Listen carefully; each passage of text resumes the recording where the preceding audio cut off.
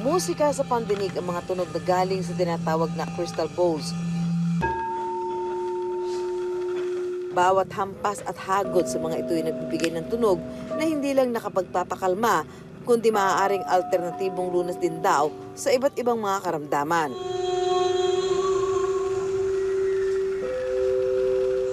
Ang tawag sa ganitong paraan ng pagpapagaling, sound healing,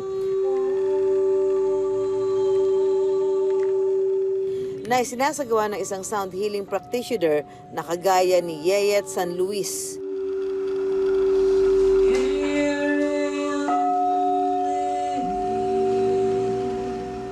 Sa sound healing, ito ay healing paggamit ng therapeutic sound, no, para mas matulungan tayo, ang tao, na mas maging balanse, mas maging harmonious ang pangangatawan at ang energy natin.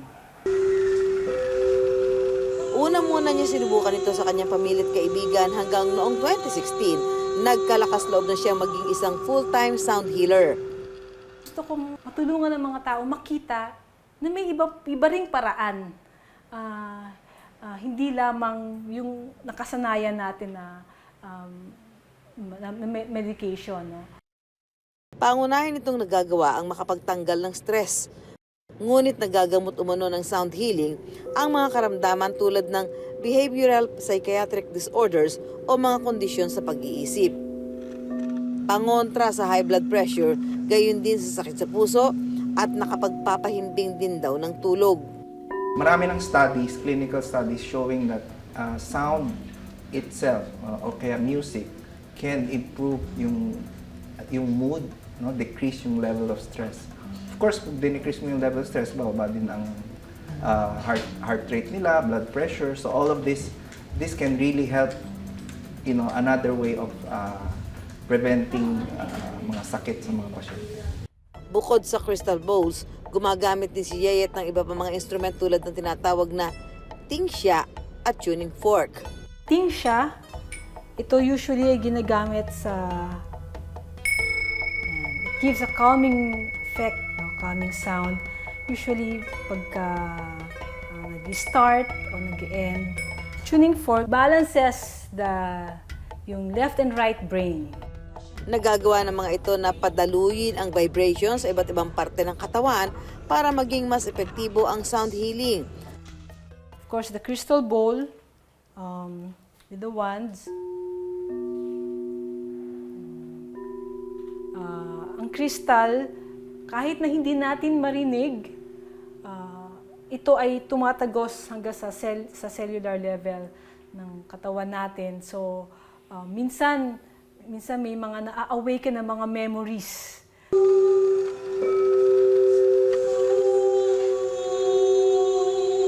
Ang mga ito, sinasabayan pa ni Yeyet ng pagkanta na tinatawag niyang spirit singing.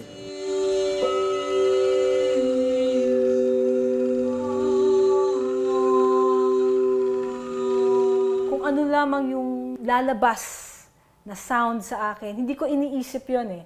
Kung ano yung sound, kung anong tone ang lalabas, yun ang kakantahin ko. At depende, sa isang session, maaaring iba-iba ang effect sa mga tao. Sinasabing bansang Australia ang unang kulturang gumamit ng sound healing, 40,000 taon na ang nakakaraan.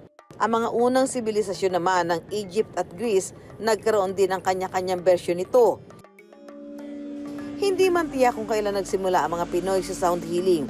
Ayon sa anthropologist na si Professor Nestor Castro, ang ganitong alternatibong paraan ng panggagamot maaari nagsimula noong sinaunang panahon pa lang.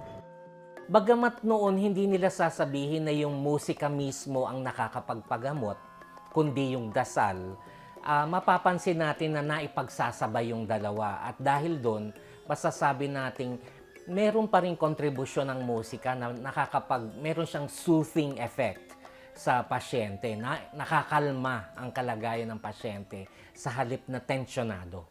So mga kawanda, eto kasi kausap ko pa lang si Teacher Yeye, parang naantok na ako eh.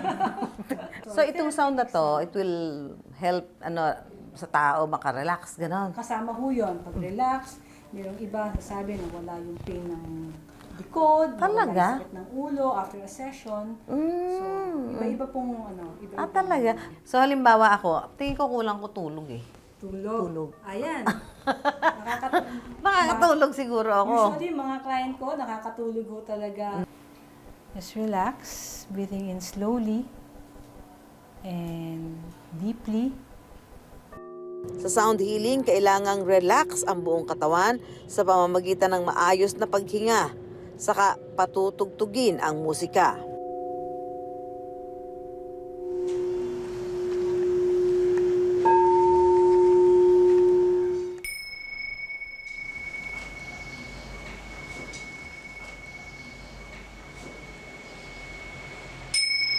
Ang isang session, kadalasang umaabot ng 1 oras.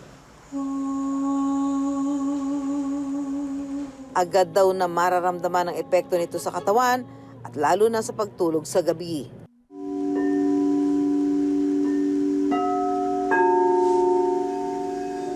Just whenever you are ready, you may open your eyes and you may get up. Parang galing sa Kalawakan, ang lalim. No sounds. Para ka nasa kuweba. Sabi nga kayo na kasi yung vibration, it penetrates up to the cellular level.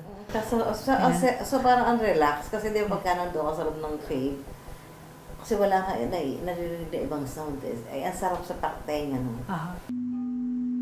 Ito yung sound na parang pure nga, na parang gusto mong makatulog, parang nare-relax ka. Sound healing can actually affect your brain waves. So that's one way of how they able to show na scientifically music or sound healing can affect a person. Not only in the mind, in the mood, but physiologic effects. Para sa mga taong matagal dalawin ng antok, mainam din daw na subukan ang tinatawag na Himalayan salt lamp. Kapag sinindihan, naglalabas umano ito ng negative ions na mabisang panlaban sa airborne allergies na dulot ng positive ions na galing daw sa mga electronic devices gaya ng cellphone. They have shown that salt, which is the Himalayan salt or any form of rock salt, can improve your respiratory system. No? So the salt lamp itself, no, it can increase yung amount ng tawag nating negative ions. Ang mag-asawang May at Rex Rivera, mahigit 5 taon na raw gumagamit ng Himalayan salt products. Matapos ang ilang araw na paglalagay nila nito sa kanilang kwarto, gumaling daw ang allergic rhinitis ni Rex na matagal na niyang tinitiis. Hindi mabigat sa katawan yung pagbangon. Tapos, ini-expect ko na magbabahin ako eh. So, wala. So, napakaganda ng mood ko.